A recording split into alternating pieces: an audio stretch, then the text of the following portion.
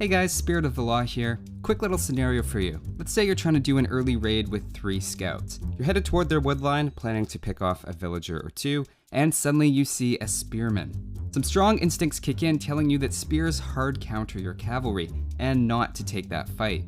At the same time, the villagers look awfully exposed, and you think to yourself that if you could fight the spearmen and win with even a couple of scouts left, you'd get free access to harass his unprotected villagers. You've only got a second to make the decision, so do you think your scouts can win that fight? First off, let's break down the units involved. Spearmen have 45 HP and 3 attack, along with 15 extra bonus damage against cavalry. They cost 60 resources each. The scout cavalry, in contrast, cost 80 resources, and have the same 45 HP, but with a slightly higher base attack of 5 in the feudal age, and a faster attack rate. Without blacksmith upgrades, scouts are taken out in 3 hits, and spearmen are taken out in 9.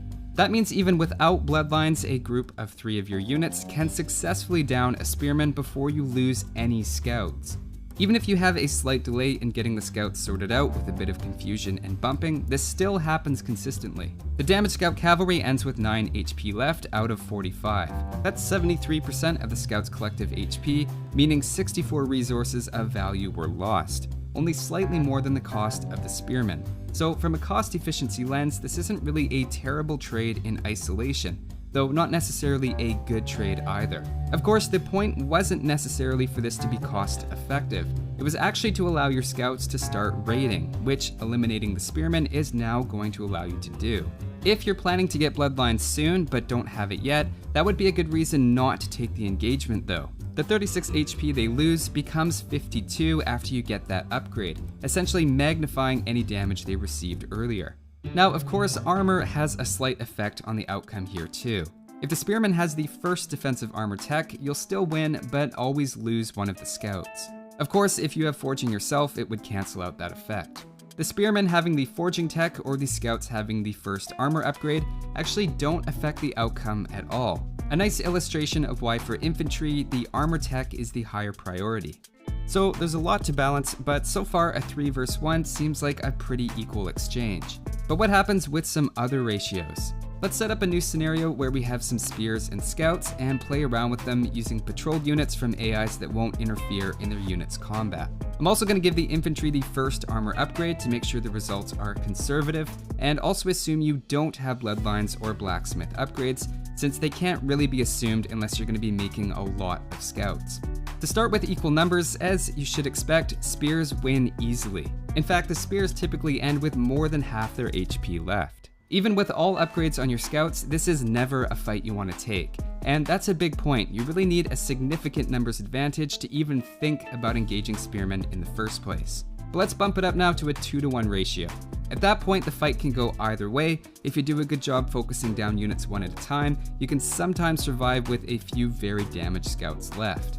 From a cost analysis though, this is still a very bad fight. It's also a bad fight from a tempo and momentum perspective, since you're throwing away your ability to put pressure on your opponent. Even with bloodlines, you're still losing resources in the long run. Now let's take a look at 3 versus 1. This is a fight we've already seen scouts can take, even without upgrades, and still have a fairly balanced trade of resources. The real value in something like this though would be if it allowed you to raid immediately afterward. Again, if the spearman has the defense upgrade, you can count on losing a scout, or if we double the scale to 6 versus 2, something roughly equivalent.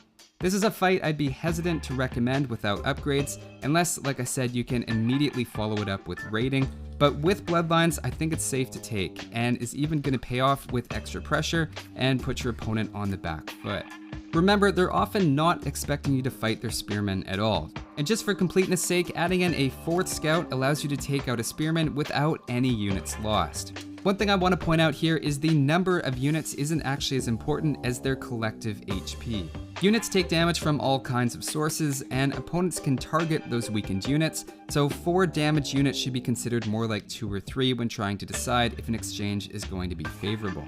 So the big takeaway for me is that yes, in the original scenario, you absolutely could survive that 3 versus 1 exchange, even assuming you don't have bloodlines. Without bloodlines, it's a bit questionable unless you're immediately able to make use of it, and probably a bad idea if the scouts are even a little bit damaged. With bloodlines though, the numbers suggest it's a decent fight you can take.